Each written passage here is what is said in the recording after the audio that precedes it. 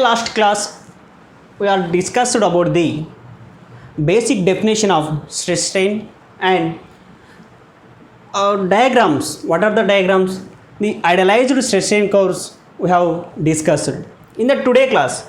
That is about part 1 formula or short notes. Next one is in the today class, in the part 2 we have stress strain behavior of mild steel.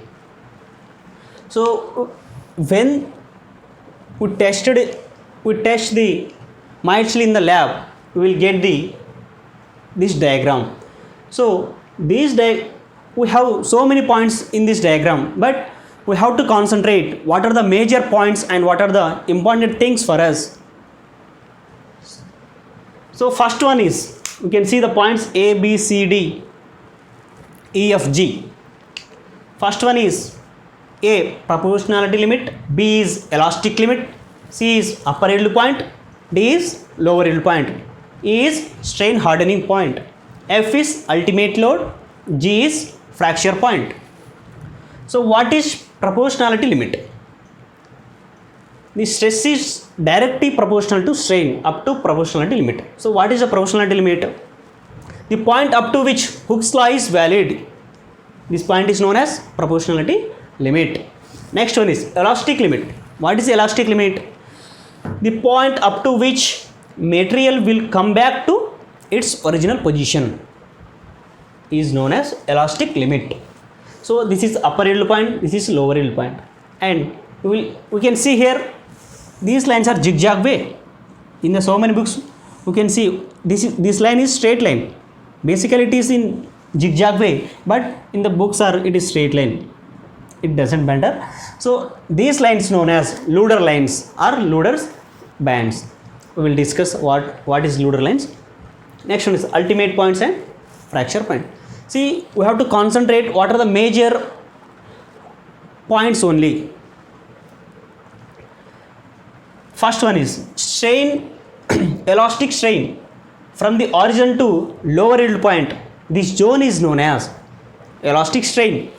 From the lower yield point to fracture point, this zone is known as plastic deformation or permanent deformation. He will ask the question in this way also. What is elastic strain, plastic deformation, up to which point to which point? We can say that elastic strain in this way. Okay, these two are very important things. Next one is the neck will form at ultimate point. Neck will form at ultimate point or ultimate load at the F. So question may come in this way. The neck will form at which point? What is the answer? Ultimate load or ultimate point. Next one is the lower yield point taken as a strength. Lower yield point at point D taken as a strength, because at that point the permanent deformation will start. The permanent deformation will be started from the point D, lower yield point. By the permanent deformation we will not get the original shape or original position. Next one is in the ductility. What is ductility? We have the two definitions in the previous examination. These definitions are directly came in previous examination. We have two definitions. First one is percentage reduction after neck formation. This is known as ductility. Next one is second one, plastic deformation after lower yield till failure is known as ductility. So these two definitions are very important. Next one is Luder bands or Luder lines. We can see here this zone D to E. Luder lines are Luder bands. Luder bands. See, bands created after yield point. After yield point, due to rearranging of material leading to failure due to shear. The Luder lines or Luder bands are fail due to shear. This is previous examination question. Next one is this graph. How we will get this graph? By strain controlling test. By doing the strain controlling test, we will get the graph. This is also previous question. Next one is mild steel is more elastic than rubber. We know that in the so many examination this question is very standard. Mild steel is more elastic than rubber, but practically we will think that rubber is more elastic than mild steel, but it is not more elastic than mild steel. So mild steel is more elastic than rubber. Next one is elastic limit, proportionality limit. We will know that. What are the major formulas? What are the major formulas we have to remember? So if the question comes from the stresses and strain, definitely one question will be fall in these formulas. Okay. So first one is axial elongation or deflection. We will denote with the symbol like a triangle shape of prismatic bar. Prismatic bar nothing but it have the uniform cross sectional area. So what is the formula for the axial elongation of uniform cross section bar? PL by AE. P nothing but axial load and L is length of the bar. We can see here this is length of the bar, this is axial load. These values are length and axial load values will be given in the examination. A is area of the bar and E is Young's modulus. And this formula we can also write in this manner. Delta equal to PL by AE by L. This is equal to PL by K. K equal to AE by L equal to, this is K is axial stiffness. Next one is AE is axial rigidity. EI by L equal to flexural rigidity. EI equal to flexural stiffness. So AE in the some questions, if area of the bar not given, Young's modulus is not given, then axial rigidity value will be given in the question. Okay, we have to see that AE is axial rigidity. If the axial rigidity given in the question, we can directly at the place of the AE, we can replace the AE with the axial rigidity. Next one is deflection of bar due to self weight. In that first one is prismatic bar. For the prismatic bar, you can see that this is prismatic bar having a weight of W. This is the stress diagram of the prismatic bar. You can see here this is linear. This is having the stress more at the fixed end, nothing but at the top, and 0 at the free end. For the prismatic bar, what is the deflection formula?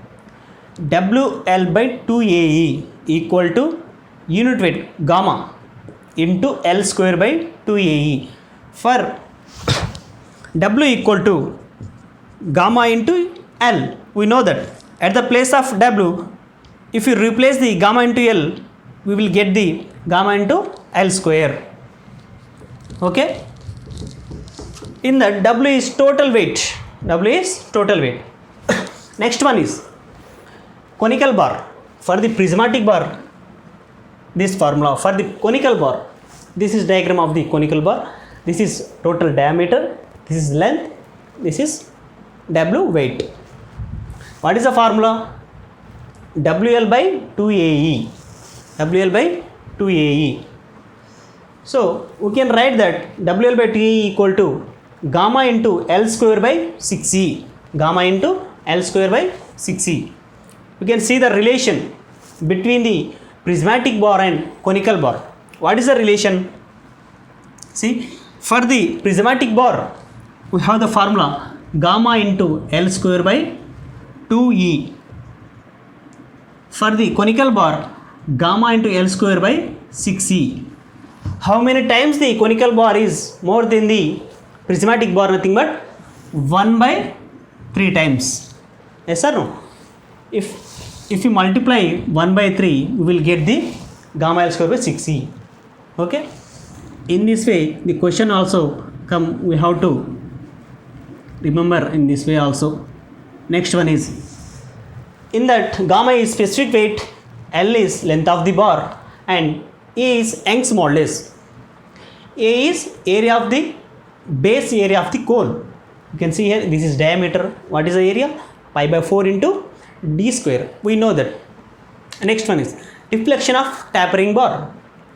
Tapering bar, this is tapering bar. This is applied load P. This is D1 here. This is D2. This is length of the bar. What is the formula? 4PL by pi into E into D1 into D2. In that, P is applied load, L is length of the bar. So, how to remember this formula? How to remember this formula? If we have the circle R, what is the deflection formula? Normal deflection formula, what is that? PL by AE. Okay, for the uniform cross section. So at the place of PL, this is okay. Here we will got the 4. At that bottom denominator, we will got the pi into D1 into D2. Okay. So that what is the in that AE place? What is the A? Pi by 4 D square. Okay, D square into E. So the 4 will be come on the top. So we will get the 4PL by pi is here and E here. So we have the different two diameters, so that we can replace that D1 into D2. In this way we can remember it. Next one is rectangular tapering bar. We can see here, this is rectangular tapering bar. Here applied load P, and here width is B, here B2. Thickness of the bar is T. So length of the bar is L. So what is the formula? P into L into log E into B1 by B2 whole by E into T into B1 minus B2. In that, T is thickness of the bar. Remaining all, we know that P is applied load, L is length of the bar, B1, B2 we can see in the diagram. These are the standard formulas. We will get the, definitely we will get the one question from the these three topics are 3 standard formulas. So next one is we will continue in the part 3.